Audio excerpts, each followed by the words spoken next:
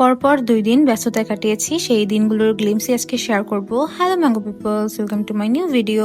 আমি যখন ঘুম থেকে উঠলাম তখন সূর্য উঠেনি এবং ঘরের সবাই ঘুমেছিল। সো আমি উঠে ফ্রেশ হয়ে আমার কফি খেয়েছিলাম। কফি ছাড়া আমার চোখ খোলা তখন ইম্পসিবল লাগছিল। আর সেদিনের কফিটা অনেক বেশি করা ছিল, এত বেশি তেতো ছিল যে ঘরের কেউ মুখে দিতে পারেনি। আর আমার এটা দরকার ছিল, কজ আমার সারাদিনের এনার্জির প্রয়োজন। দেন আমি রেডি হলাম, রেডি হয়ে বের হয়েছিলাম। আর হ্যাঁ, সেদিন আমি এই পারফিউমটা ইউজ করেছিলাম, এটার স্মেলটা খুবই সুন্দর ছিল।